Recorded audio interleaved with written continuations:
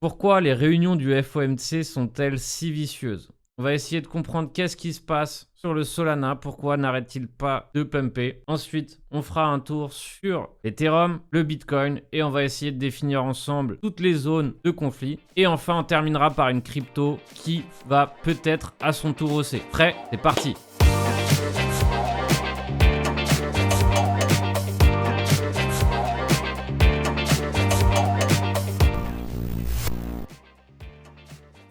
Alors, sacré début d'année. Je vous rappelle que tout ce qui concerne crypto et trading, c'est ici que ça se passe. Donc, pareil, comme d'habitude, je vous invite à suivre la chaîne et cliquer sur les notifications si vous souhaitez recevoir les vidéos en premier. Je vous rappelle qu'à chaque fois qu'il y a une analyse technique, plus vous attendez pour la voir et plus il peut s'en passer des choses entre temps. Alors, d'abord, on va commencer par le calendrier économique. On a un calendrier économique chargé aujourd'hui. Et c'est principalement ce qu'attendent le marché. Alors, au menu, qu'est-ce qu'on a? On a des PMI et on a du FOMC. Alors, cherchez pas forcément à comprendre de façon claire ce que ça signifie, mais tout simplement, c'est des chiffres et une réunion qui sont très importantes. Alors, à chaque fois, il peut s'en découler beaucoup de choses de ce type de réunion. C'est pour ça qu'ici, vous voyez qu'il y a un drapeau rouge. Ça veut dire volatile. N'essayez pas d'interpréter ces chiffres. La majorité échoue dans l'interprétation des chiffres.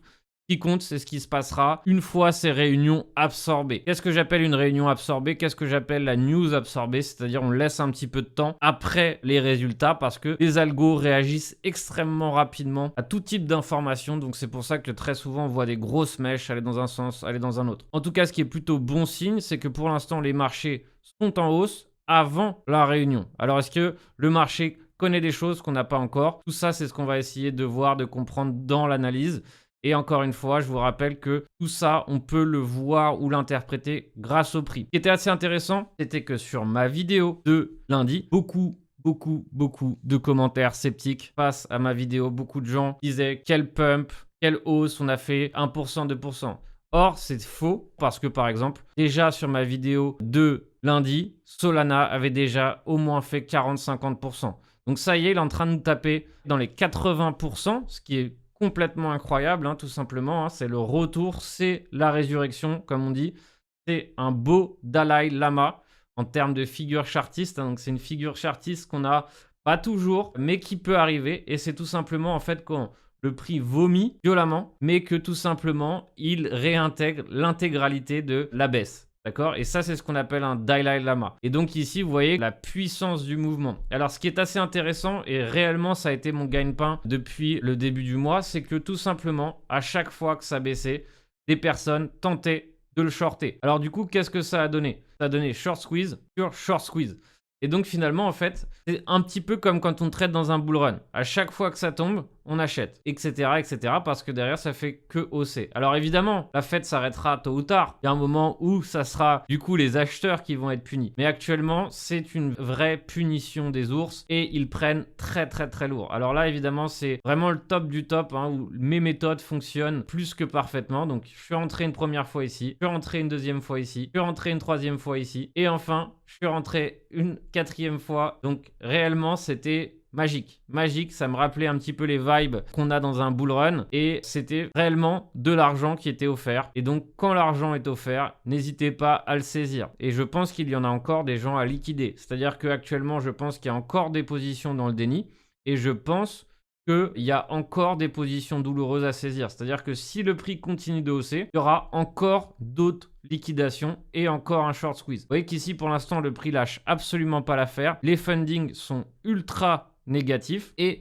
surtout on a aussi par exemple une grosse variante de prix entre par exemple le Solana Tether Futures et par exemple les contrats Bybit. Donc c'est assez intéressant de voir un petit peu cette dislocation, c'est ce qu'on appelle en anglais, et donc en fait finalement c'est que réellement il se passe des choses ici et que possiblement il y aura encore des gens liquidés. Que se passera-t-il après? Possiblement, comme d'habitude, on ira commencer à attaquer les longues tardifs. Comme d'habitude, c'est comme ça que ça se passe. Donc là, on est pile poil sur la ligne de coût. Et donc, c'est tout simplement la ligne ici où la majorité des personnes ici ont perdu de l'argent. C'est-à-dire que toute personne qui était acheteuse ici, que ça soit en spot, en perpétuel, peu importe, hein, maintenant qu'on est revenu sur ce prix, ils vont se presser petit à petit de revendre ici leur position perdante. Donc, on est proche une zone de conflit. Qu'est-ce qu'une zone de conflit? C'est une zone où il y a des vendeurs ou des acheteurs ici qui vont rentrer en conflit.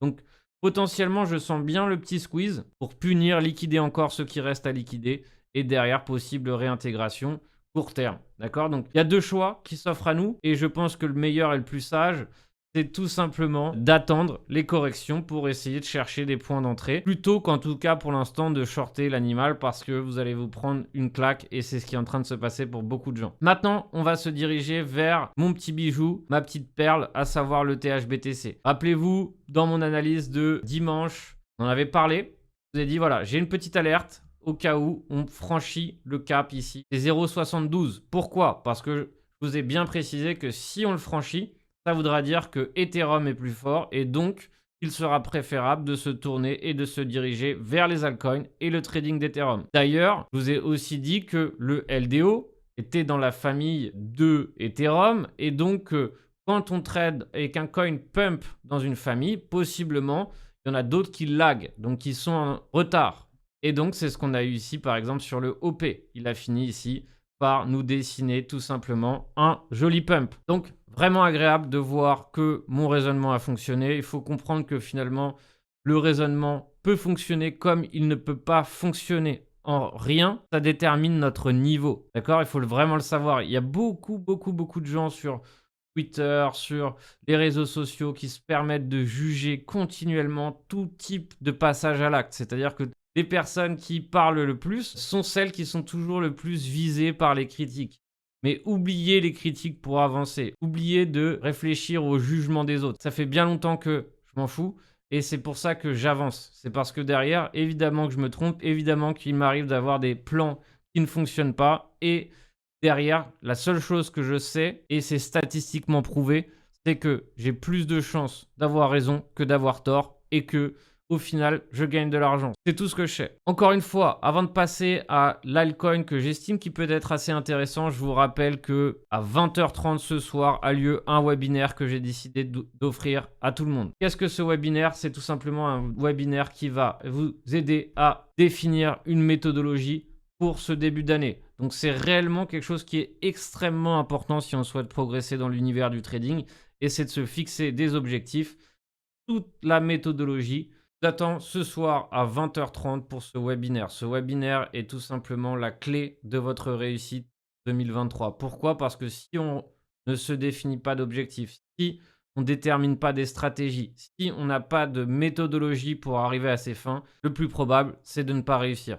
Donc à la base, je voulais faire ce webinaire uniquement pour mes élèves et à la fin, finalement, j'ai décidé de le rendre public et d'en faire profiter tout le monde. Je vous invite à venir en live. Évidemment, le fait d'être en live vous apportera des avantages que de le voir en replay.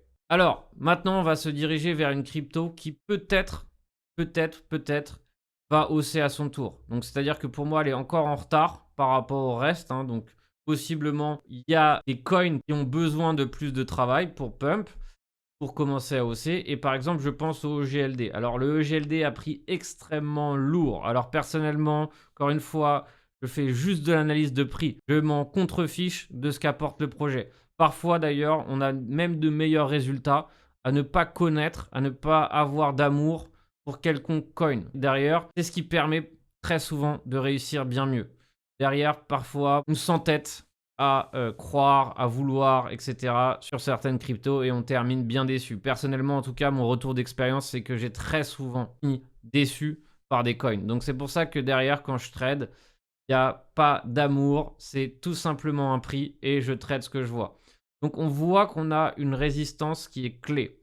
Alors quand je parle du fait qu'on est sur une résistance clé, n'oubliez pas normalement ce que ça veut dire. Résistance normalement égale short. La seule chose c'est qu'on est réellement ici potentiellement, on va dire, sur un bas et un support long terme. Donc c'est vrai que c'est une résistance, mais c'est la résistance la plus proche. Donc c'est pour ça qu'au lieu de se jeter tout de suite sur le prix, il est préférable de voir le prix hausser ici, passer la barre des 34 pour pouvoir réellement le long de façon, on va dire, un petit peu plus rassurante. Là, si on rentre tout de suite, on a des chances de se prendre tout simplement un faux breakout. Donc c'est évidemment ce que je redoute le plus quand je trade. Et donc c'est pour ça que généralement j'évite de trader les résistances. Donc pour moi, il y a 2 cas de figure. Soit rentrer plus bas si on a une correction, c'est-à-dire tenter ici les 33. Et dans ces cas-là, j'ai une invalidation claire. Ou tout simplement, dernier cas de figure, c'est rentrer après le break. Attendre qu'il y ait un break, attendre le retour patiemment. Et là, dans ces cas-là, m'engager.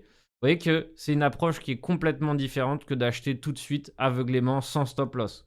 Qu'est-ce qui se passe? La majorité commence à rentrer là sans plan. Et derrière, qu'est-ce qui se passe? Bah évidemment, ça ne se passe pas comme prévu. Donc voilà pour cette analyse. Je vous invite évidemment à venir ce soir à 20h30. Commentez si vous avez des questions. Suivez la chaîne évidemment pour contribuer au développement de la chaîne. Et enfin, on se retrouve très bientôt pour un prochain tuto, une prochaine analyse. Bon trading à tous.